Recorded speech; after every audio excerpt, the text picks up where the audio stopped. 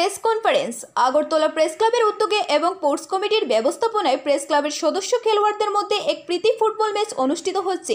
আগামী 1 জুলাই উমাকান্ত মিনি স্টেডিয়ামে এই প্রীতি ফুটবল ম্যাচ অনুষ্ঠিত হবে। এই উপলক্ষে আগামীকাল এক সাংবাদিক সম্মেলন আয়োজন করা হয়েছে। প্রিন্ট মিডিয়া, ইলেকট্রনিক মিডিয়া এবং ওয়েব মিডিয়ার সাংবাদিক, ক্রীড়া সাংবাদিক, চিত্র সাংবাদিক প্রত্যেককে এতে উপস্থিত থাকার জন্য আমন্ত্রণ জানানো হচ্ছে। Press conference, date 30 June 2024, time 11টা AM, venue Agartala press club. ধন্যবাদ আনতে Abhishek Dey, convenor, sports committee, Agartala press club. Agartala press club এবং আগরতলা প্রেস ক্লাবের স্পোর্টস সাব কমিটির পক্ষ থেকে আপনাদের আমি আন্তরিক শুভেচ্ছা এবং জানাচ্ছি।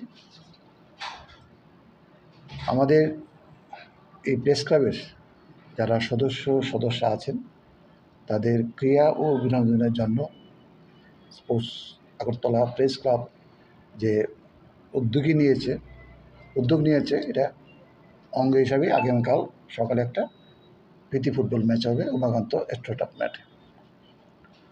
যেহেতু টিএফের নির্ধারিত একটা শিডিউল আছে, টুর্নামেন্ট আছে, সি ডিভিশন লিগ, তার জন্য আমরা ওদের ডিস্টার্ব না করে মর্নিংয়ে সকালেই আমরা এই অনুষ্ঠানটা করব। সকাল 8টায় এই প্রীতি ফুটবল ম্যাচের আনুষ্ঠানিক সূচনা। আর যারা আমার এই আগরতলা প্রেস ক্লাবের আছে সমস্ত সাংবাদিক ভাই বোনদের অনুরোধ করব 7:30টার মধ্যে যাতে আপনারা সবাই উপস্থিত থাকবেন। এই অনুষ্ঠানে আমাদের সবার অংশগ্রহণে সাফল্যমণ্ডিত হবে বলে আমি আশা করি এবং কালকে সকাল 7:30 থেকে 9টা, 9:30 যতটাই হোক, এই 2 ঘন্টা আমরা সবাই একটা খুব আকর্ষণীয় বিনোদনমূলক অনুষ্ঠানে আমরা অংশ নেব। গতকাল রাতের T20 বিশ্বকাপ জেতার পর ক্রিকেটের উন্মোদনার পরেই এখন ইউরো এবং কোপা আমেরিকার উন্মোদনা শুরু হয়ে যাবে।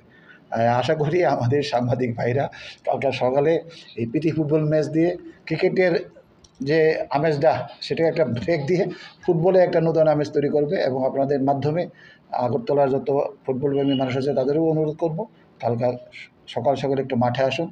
আমরা হয়তো এত বড় আমাদের মধ্যে কেউ এত বড় প্ল্যান নেই, তবু একটা বিনোদনমূলক খেলা আমরা উপহার দেব এবং তার জন্য আমরা একটা বিশাল বড় টিম তৈরি করেছি এবং টিম আমি আমার সভাপতিকে বলবো শেষে আনুষ্ঠানিকভাবে টিমটা ঘোষণা করার জন্য। আপনাদের মাধ্যমে আবারও সবাইকে অনুরোধ করব, আসুন কালকে সকালে উমাকান্ত মাঠে।